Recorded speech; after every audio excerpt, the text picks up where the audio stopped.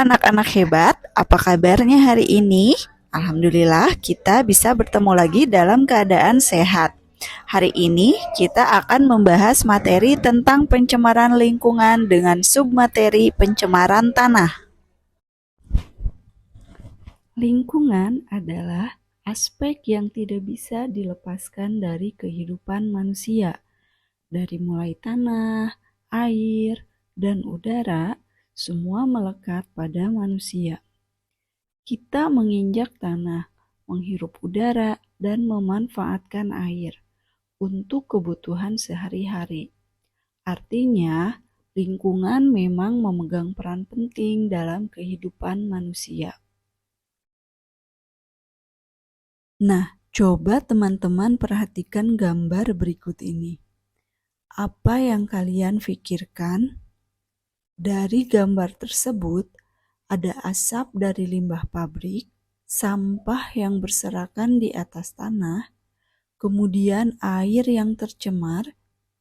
Hal itu menunjukkan adanya pencemaran lingkungan.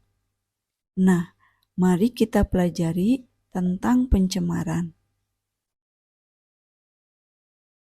Pencemaran lingkungan adalah adanya zat, energi, atau komponen yang merusak lingkungan. Jenis pencemaran lingkungan dibagi menjadi 5, yaitu 1. Pencemaran tanah, 2. Pencemaran udara, 3. Pencemaran air, 4. Pencemaran suara, 5. Pencemaran cahaya. Yuk kita pelajari lebih lengkap lagi. Pencemaran tanah adalah suatu kondisi di mana tanah tercemar di area permukaan atau bawah tanah yang disebabkan adanya polutan atau kontaminan yang mencemari tanah. Pencemaran tanah adalah suatu kondisi di mana tanah tercemar di area permukaan atau bawah tanah yang disebabkan adanya polutan atau kontaminan yang mencemari tanah. Faktor yang pertama yang menyebabkan pencemaran tanah adalah limbah organik dan anorganik.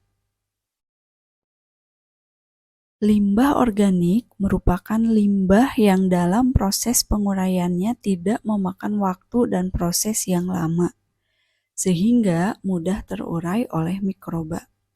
Contohnya adalah sampah bekas makanan, sayur-sayuran, sisa buah-buahan, dan juga daun yang membusuk.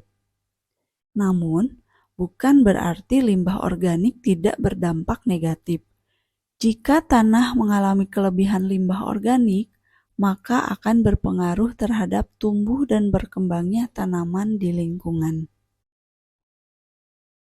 Kemudian, limbah anorganik merupakan limbah yang sangat berbahaya bagi lingkungan. Mengapa demikian?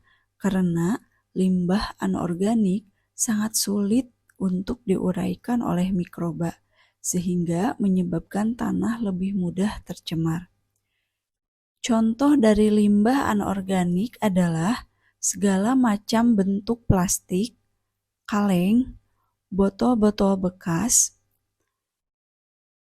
Limbah anorganik ini sulit terurai jika berada dalam timbunan tanah, karena bukan berasal dari material organik, sehingga butuh waktu dan proses yang lama untuk diuraikan.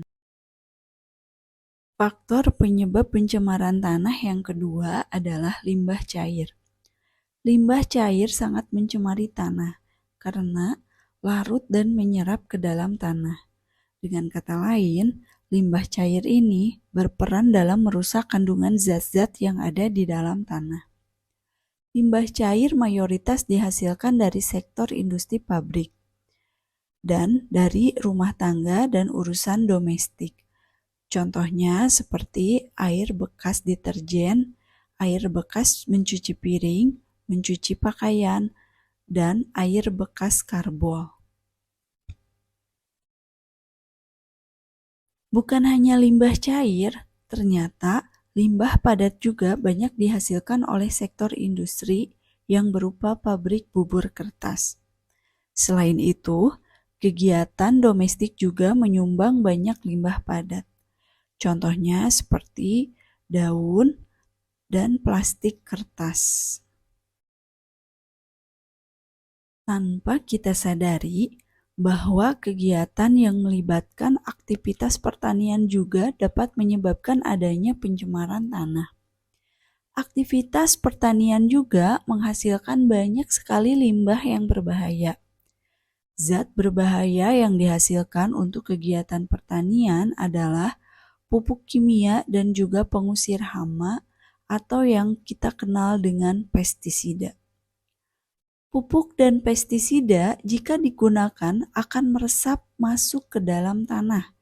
Bahkan, bahan kimia ini dapat merusak struktur dan jaringan-jaringan yang ada di dalam tanah. Jika hal ini terjadi secara terus-menerus, maka tanah akan berubah menjadi tidak subur, sehingga akan tercemar dan tidak cocok lagi digunakan untuk kegiatan bertani dan bercocok tanam. Selanjutnya, faktor alam yang dapat menjadi penyebab pencemaran tanah adalah bencana alam. Secara alamiah, bencana alam dapat mencemari tanah, terutama ketika terjadi banjir. Banjir dapat menimbulkan lapisan unsur hara yang ada di dalam tanah perlahan-lahan menghilang karena terbawa oleh arus dari air. Hilangnya unsur hara dapat menimbulkan tanah menjadi tercemar. Selain banjir, gunung meletus juga dapat menciptakan pencemaran tanah. Tanah yang diselimuti abu vulkanik, pasir, dan material berbahaya lainnya yang dikeluarkan gunung berapi dapat membuat tanah menjadi kekeringan. Kebakaran hutan terjadi karena cuaca yang sangat panas dan angin yang kencang. Akibatnya, tanah menjadi mati dan gersang karena tanah bekas kebakaran telah kehilangan zat-zat hara. Ketika sudah terbakar, hutan akan sulit untuk kembali ditumbuhi oleh tanaman. Dampak berikutnya yang ditimbulkan akibat pencemaran tanah adalah hilang atau tidak adanya biota-biota tanah atau juga mikroflora yang terdapat di dalam tanah. Tentunya kehilangan biota-biota ini sangat merugikan karena membuat tanah tidak segembur dan sesubur seperti sedia kala. Pencemaran tanah dapat menimbulkan gangguan terhadap kesehatan manusia. Dampak terhadap kesehatan ini merupakan salah satu efek yang sangat berbahaya. Banyak permasalahan kesehatan yang diakibatkan dari pencemaran tanah. Salah satunya menghirup gas. Gas ini berasal dari tanah yang bergerak perlahan ke atas atau juga melalui penghirupan yang disebabkan benda yang tersangkut oleh berbagai macam aktivitas yang dilakukan oleh manusia. Pencemaran tanah bisa menyebabkan berbagai macam penyakit, seperti penyakit sakit kepala, mual, ruam kulit, iritasi mata, hingga gangguan pernapasan. Kondisi serius lainnya yang disebabkan karena adanya pencemaran tanah adalah penyumbatan di neuromuskular, kemudian kerusakan pada ginjal, kerusakan pada hati, dan juga kanker yang bisa disebabkan karena adanya pencemaran tanah. Tanah adalah elemen bumi yang paling mudah melakukan perubahan pada kandungan kimiawi. Bahkan bukan hanya pada kandungan kimiawinya saja, faktanya struktur dalam tanah sekalipun sangat mudah berubah. Dengan adanya perubahan dalam struktur dan kandungan yang terdapat di dalam tanah, tentunya akan memberi efek perubahan pada sistem metabolisme seluruh organisme yang hidup dan tinggal di dalam tanah. Jika organisme di dalam tanah berkurang, maka akan berpengaruh pada ekosistem yang pada akhirnya memutus siklus dari rantai makanan. Dampak berikutnya yang ditimbulkan akibat pencemaran tanah adalah hilang atau tidak adanya biota-biota tanah atau juga mikroflora yang terdapat di dalam tanah. Tentunya kehilangan biota-biota ini sangat merugikan karena membuat tanah tidak segembur dan sesubur seperti sedia kala.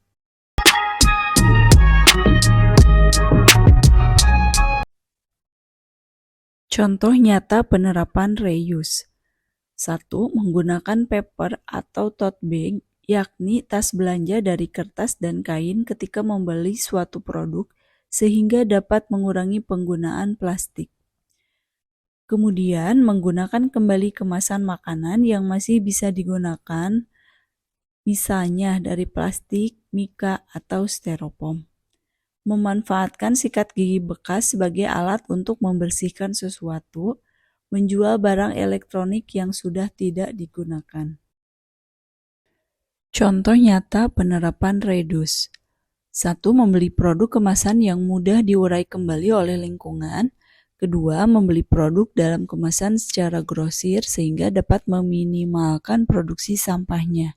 Yang ketiga, menggunakan tempat makan, botol, minuman, atau tumbler sendiri yang bisa digunakan secara berulang. Keempat, menggunakan produk seperti tisu, piring, atau sendok yang mudah didaur ulang. Dan yang terakhir, mengurangi penggunaan sedotan plastik dan menghemat pemakaian kertas atau bisa beralih ke paperless. Contoh nyata penerapan recycle. 1. Mendaur ulang kertas yang sudah dipakai menjadi kertas baru dan bisa digunakan kembali. Kemudian, mendaur ulang barang-barang seperti ban, kayu, kaca menjadi produk kerajinan yang memiliki nilai guna dan ekonomis. Cara mencegah pencemaran tanah yang selanjutnya adalah menghindari aktivitas pertanian berlebihan. Pertanian merupakan hal yang biasa dan boleh dilakukan, tetapi tidak boleh terlalu berlebihan, karena dengan adanya aktivitas berlebihan dalam kegiatan penanaman dan pencabutan terhadap rumput yang ada di tanah, akan berdampak pada bencana alam, sehingga menyebabkan munculnya erosi pada tanah dan juga banjir. Selain itu, kita harus mengurangi penggunaan pupuk kimia berbahaya dan pestisida yang bisa digunakan untuk mengusir hama. Hal ini dikarenakan kedua zat itu merupakan salah satu penyumbang terbesar terjadinya pencemaran tanah. Selanjutnya, buatlah kebun organik dan biasakan makan makanan organik yang tidak terkontaminasi dengan zat berbahaya seperti pestisida. Dengan melakukan hal ini, bukan hanya tanah saja yang menjadi sehat, tetapi tubuh kita juga akan ikut sehat. EcoBrick adalah salah satu upaya penanganan sampah plastik yang kreatif dan dapat digunakan sebagai alternatif batu bata atau benda-benda lain. Konsep EcoBrick melibatkan mengisi botol plastik dengan berbagai macam sampah plastik hingga penuh dan padat.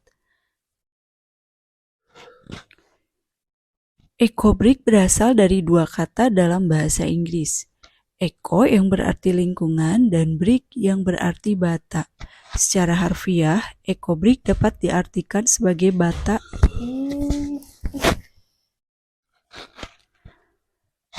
Manfaat dari EcoBrick yaitu mengurangi sampah plastik. Dengan mengubah sampah plastik menjadi EcoBrick, kita mengurangi jumlah sampah plastik yang mencemari lingkungan. Selanjutnya, mengurangi penggunaan bata konvensional. EcoBrick dapat digunakan menjadi alternatif bata, mengurangi kebutuhan akan bahan baku bata konvensional. Kemudian, dari segi kreativitas dan inovasi, proses membuat EcoBrick melibatkan kreativitas dalam mengisi botol plastik dengan berbagai jenis sampah plastik. Jadi, EcoBrick adalah solusi yang cerdas dan ramah lingkungan untuk mengatasi masalah sampah plastik. Adapun peranan EcoBrick itu sendiri yaitu 1. Membentuk komunitas gerakan pengumpulan EcoBrick. Yang kedua, memperkuat ikatan sosial tentang kesadaran lingkungan. Yang ketiga, mengatasi masalah sampah plastik. Dan yang terakhir, menciptakan proyek berkelanjutan. Sekian materi tentang pencemaran tanah. Yuk kita refleksikan dengan mengisi post-test. Silahkan scan barcode, kemudian jawab soal berikut ini.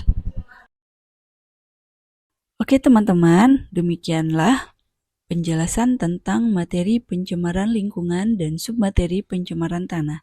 Sampai jumpa pada pertemuan berikutnya.